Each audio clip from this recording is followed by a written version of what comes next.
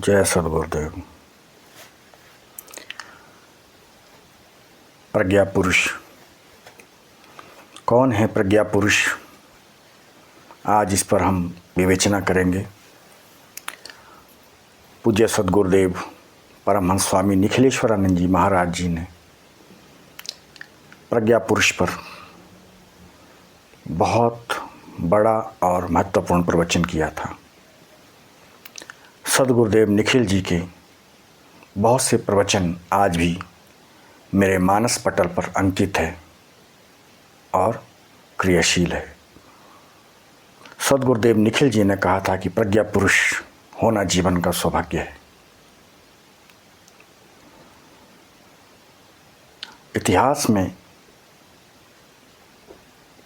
प्रज्ञा पुरुष हुए हैं लेकिन बहुत कम हुए हैं, और उन प्रज्ञा पुरुषों में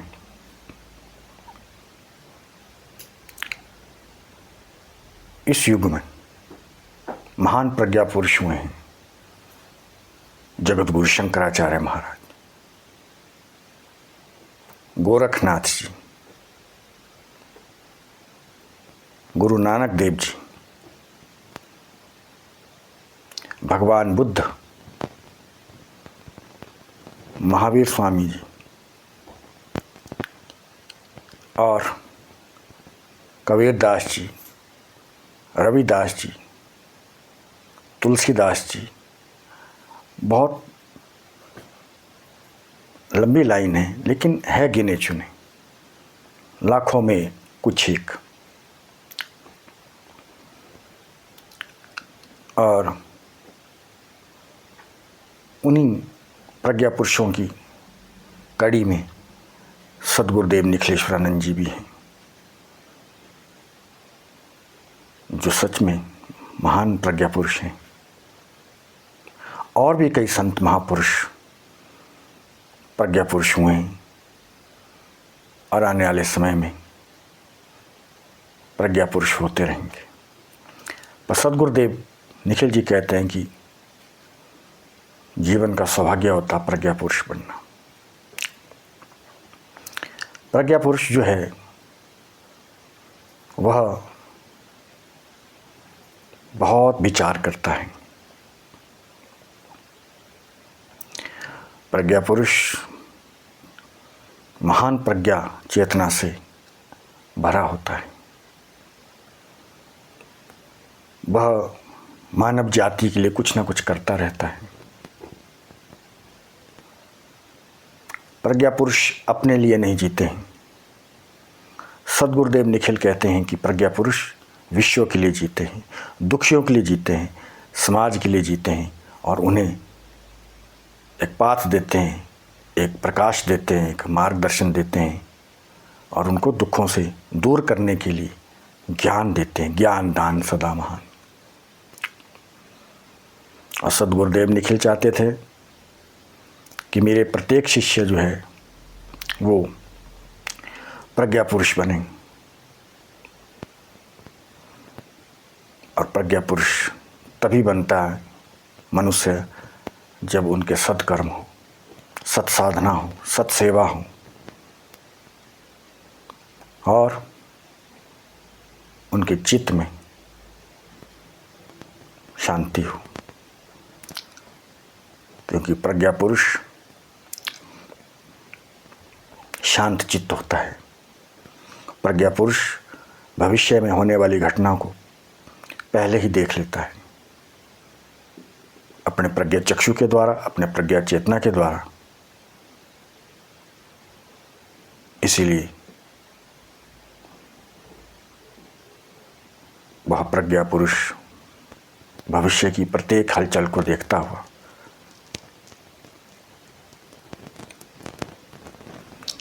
जन कल्याण के लिए हमेशा क्रियाशील रहता है, सेवारत रहता है। और प्रज्ञा पुरुष के कुछ लक्षण सद्गुरुदेव ने बतलाए हैं और शास्त्रों में भी प्रज्ञा पुरुष के लक्षण विस्तार से बताए गए हैं, लेकिन उन शास्त्रों का हमें स्वाध्याय करना पड़ेगा।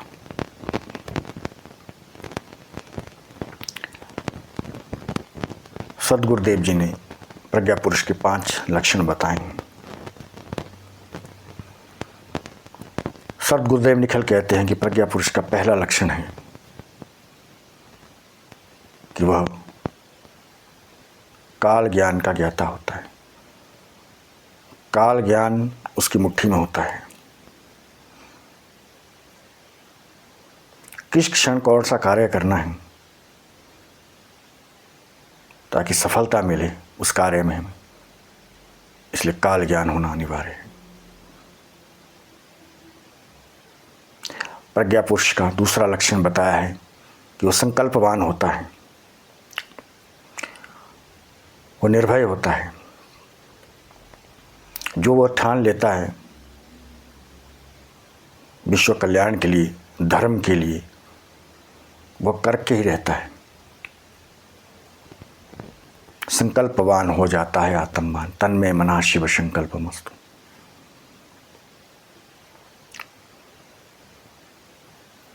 और प्रज्ञा पुरुष का तीसरा लक्षण बताते हुए उन्होंने कहा कि हम लोग पैदा होते हैं और बचपन खेल में खोया, जवानी नींद भर सोया, बूढ़ापा देख के रोया। बाल्यकाल खेल कूद में व्यतीत हो जाता है, फिर जवानी आती है, उसमें मौज मस्ती लेते हुए भोग में डूब जाते हैं और फिर बुढ़ापा आता है। फिर कई बीमारियां दस्तक देती है शरीर में, कभी बीपी, कभी शुगर, कभी कैंसर, कभी हाइपरटेंशन, कभी किडनी के रोग, कभी हार्ट के रोग, कभी हार्ट डिजीज़ और कभी लंग्स इन्फेक्शन और तो कभी थायराइड, कोलेस्ट्रॉल। इतनी बीमारियां लग जाती हैं कि पूछो मत। और उसके बाद फिर मौत। और उसके बाद हम कहाँ गए, किस दुनिया में अंधकार में चले गए, नरक गए कि स्वर्ग गए, ये पता नहीं होता है। लेकिन सदगुरुदेव निखिल कहते हैं जो प्रज्ञा पुरुष होता है उसको ज्ञात होता है। क्यों? क्योंकि वो जो प्रज्ञा पुरुष जो होता है वो, क्योंकि जन्म ना जाते शूद्र, जन्म से जो है सभी अज्ञानी होते हैं। लेकिन जब उनको कोई गुरु मिलते हैं, कोई सदगुरु मिलते हैं जीवन में किसी मोड़ पर, और बाल्यकाल में मिल जाते हैं, तो वो और भी बड़ा सौभाग्य होता है। तब किसी मोड़ पर बाल्यकाल में हमें सदगुरु मिलते हैं, तब वो हमें अपनी प्रज्ञा किरणों के द्वारा, आशीर्वाद के द्वारा दिव्य चेतना देते हैं। फिर हम जो है एक एक क्षण का महत्व समझते हैं और जीवन में हर पग पग पर धर्म करते हैं, दान करते हैं, भक्ति करते हैं, साधना करते हैं, गुरु सेवा करते हैं, सत्संग करते हैं, स्वाध्याय करते हैं और मनुष्य की सेवा करते हैं, दुखियों की सेवा करते हैं, पशु पक्षियों की सेवा करते हैं, प्रकृति की सेवा करते हैं और करुणा उनके अंदर प्रस्फुटित हो जाती है।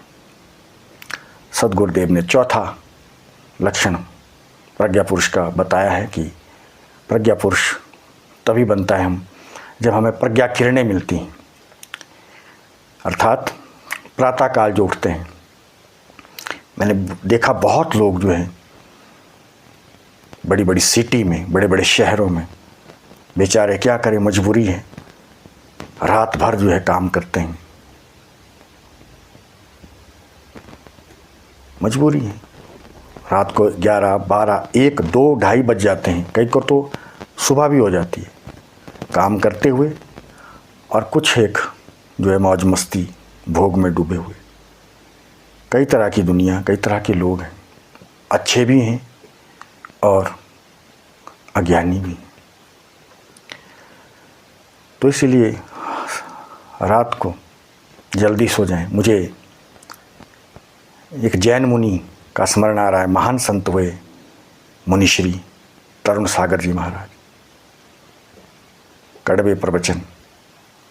वो कहा करते थे कि भाई शाम को सही समय पर भोजन कर लें, जल्दी भोजन कर लें शाम को, और फिर 7-8 बजे तक विश्राम करें, 9 बजे तक तो फिर सो ही जाएं। 10 बस, वो कहते थे 10 बजे तो बस बिल्कुल विश्राम करें। वो इसलिए ताकि आप सुबह जल्दी प्रातःकाल उठ सकें, 3 बजे, 4 बजे, 5 बजे। और सुबह जो जल्दी उठेगा, सद्गुरुदेव निखिल कहते हैं, उन्हें प्रज्ञा किरणें प्राप्त होगी, क्योंकि प्रज्ञा चेतना के जो अधिष्ठाता देवता भगवान सूर्य नारायण हैं, और दूसरे प्रज्ञा के जो प्रत्यक्ष देवता हैं वो सद्गुरु हैं, सद्गुरु नारायण हैं। क्योंकि गुरु को भी गुरु ब्रह्मा, गुरु विष्णु, गुरुदेवो महेश्वरा कहा गया है। गुरु साक्षात परब्रह्म। कौन गुरु साक्षात है? जो पूर्ण गुरु है, सद्गुरु है, वो साक्षात परब्रह्म है। और सूर्य नारायण भी साक्षात प्रज्ञा पुरुष हैं। पुरुषोत्तम भगवान नारायण है सूर्य। इसलिए प्रातःकाल जो जल्दी उठता है, 4 बजे उठता है, 5 बजे उठता है, और सूर्य भगवान की ओर मुख करके जो मेडिटेशन करता है, प्राणायाम करता है, मंत्र जाप करता है, ध्यान करता है, सूर्य भगवान जी को अर्घ्य देते हैं, उनको प्रणाम करता है। सूर्य भगवान को प्रणाम करने की विधियां शास्त्रों में बतलाई दी। समय आया तो आगे बतलाऊंगा कि सूर्य भगवान को कैसे प्रणाम किया जाता है। सूर्य नमस्कार, कई तरह की सूर्य नमस्कार है। मंत्रों के माध्यम से सूर्य को नमस्कार करना, भक्ति के माध्यम से सूर्य को नमस्कार करना, तांत्रोक्त पद्धति से सूर्य को नमस्कार करना, जिसको सूर्य विज्ञान कहते हैं, और योगा के माध्यम से भी सूर्य नमस्कार के 12 आसन हैं। तो और भी कई तरह के सूर्य नमस्कार हैं, जो समय लगा तो आपको बताते रहेंगे बीच बीच में। तो सद्गुरुदेव पूज्य सद्गुरुदेव निखिल जी कहते हैं कि सुबह जो उठेगा, हमारे सारे संत, हमारे सारे ऋषि मुनि कहते हैं कि सुबह जल्दी उठिए। सुबह तब जल्दी उठेंगे जब जल्दी शाम को सो जाएंगे, रात को। जो लेट सोएंगे कहाँ सुबह उठेगा? वो तो सुबह 9, 10, 11, 12 बजे उठेंगे, तो क्या हालत हो जाएगी। और प्रज्ञा किरणें जो सूर्य भगवान प्रक्षेपित करते हैं, सूर्य भगवान जो प्रज्ञा की किरणें, चेतना की किरणें, दिव्य शक्ति, दिव्य ऊर्जा जो देते हैं, वो भगवान सूर्य सुबह 4 से 5 के बीच में, जिसको ब्रह्म मुहूर्त कहा है, अमृत वेला, 3 से 5 के बीच में अमृत वेला है। इसमें जो है, जब भक्ति करता है, कोई ध्यान करता है, कोई सिमरन करता है, कोई जाप करता है,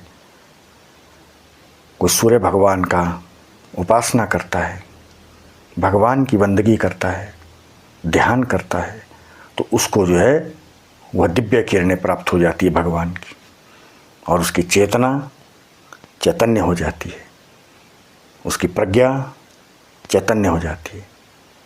और फिर ऐसा प्रज्ञावान महापुरुष, महाविवेकी, महाज्ञानी हो जाता है, और उससे फिर महान सुंदर कर्म होते हैं, और जिससे जो है वो खुद भी आनंद प्राप्त करता है और विश्व को भी आनंद प्रदान करता है। इसलिए प्रज्ञा पुरुष की बहुत बड़ी व्याख्या की है सद्गुरुदेव निखिल जी ने, और शास्त्रों में भी प्रज्ञा पुरुष की बहुत सुंदर व्याख्याएं हैं, लेकिन कोई बतलाने वाले बहुत कम लोग रह गए। इसलिए मैंने कहा कि प्राचीन काल में बड़े बड़े, सतयुग में भी बड़े बड़े महापुरुष, प्रज्ञा महापुरुष हुए हैं। त्रेता युग में भी वशिष्ठ, विश्वामित्र, त्रिकणाद, पुलस्त्य, गौतम, महान ऋषि जैसे महाप्रज्ञ पुरुष हुए हैं। और द्वापर युग में भी भगवान वेद व्यास जैसे, परशुराम जैसे महान प्रज्ञा पुरुष हुए हैं। और भगवान कृष्ण, भगवान राम तो पुरुषोत्तम उत्तम हैं, महाप्रज्ञावान अवतारी महापुरुष हैं, जिन्होंने गीता के माध्यम से महाप्रज्ञा का ज्ञान पूरे विश्व को अर्जुन के माध्यम से दिया। और कलयुग में भी, इस घोर कलयुग में भी महान प्रज्ञा पुरुष आए हैं, महान, जैसे गुरु नानक देव जी, जो मैंने पहले कहा, महान प्रज्ञा पुरुष, महान आत्मा गुरु गोरक्षनाथ जी, महान प्रज्ञा पुरुष, अवतारी पुरुष आदि गुरु शंकराचार्य जी, महान प्रज्ञा पुरुष जगत गुरु श्री रामानंदाचार्य जी, रामानंदाचार्य जी, मध्वाचार्य जी, महान प्रज्ञा पुरुष है, जगत गुरु। निम्बार्काचार्य जी, मेरी प्रज्ञा में, मेरी चेतना में आ रहे हैं ये महापुरुषों के नाम। ये सभी महापुरुष महाप्रज्ञावान हैं, महाप्रज्ञा पुरुष है, महापुरुष है। और भी कई हैं, संत कबीरदास जी हैं, और भी बहुत हैं, लेकिन उनमें कुछ गिने चुने नाम याद हैं। भगवान बुद्ध भी महाप्रज्ञा पुरुष है, महावीर स्वामी महान प्रज्ञावान है, प्रज्ञा पुरुष है। और ऐसे ही प्रज्ञा पुरुष, महाप्रज्ञा पुरुष के संपर्क में जो आते हैं वो भी प्रज्ञावान बन जाते हैं। उनके अंदर भी सद्गुरुदेव और वो महापुरुष अपनी वाणी के माध्यम से, स्पर्श के माध्यम से प्रज्ञा किरणों का प्रक्षेप करते हैं, प्रज्ञा किरणों को प्रदान करते हैं, और जो बुझे हुए दीप हैं वो भी जल जाते हैं। जो जला तभी कह सकता ना आप दीपो भव, जो जला इन्हें कैसे कह सकता आप दीपक भव। तो इसीलिए जितने भी प्रज्ञा पुरुष, महान अवतारी पुरुष हुए हैं, संत महापुरुषों, उनको एक बार सबको प्रणाम। और आपने भी बड़े ध्यान से प्रज्ञा पुरुष का विवेचन श्रवण किया, इसके लिए भी धन्यवाद। सद्गुरुदेव में पूज्य नानदर श्री माली जी ने प्रज्ञा पुरुष का अंतिम लक्षण बताते हुए कहा है कि प्रज्ञा पुरुष अपने लिए नहीं, दुखियों के लिए जीता है, औरों के लिए जीता है। उसका एक एक श्वास सेवा में व्यतीत होता है। कोई भी क्षण, कोई भी दिन व्यर्थ में नहीं जाता है प्रज्ञा पुरुषों का, जिस दिन कोई ना कोई शुभ कर्म ना करें। प्रतिदिन शुभ कर्म करते हैं। और ऐसे प्रज्ञा पुरुष जब विदा लेते हैं इस संसार से तो धन्य हो जाती है पृथ्वी भी और प्राणी भी, और दुखी भी होते हैं। क्यों? क्योंकि ऐसे प्रज्ञा पुरुष इस संसार से चले गए।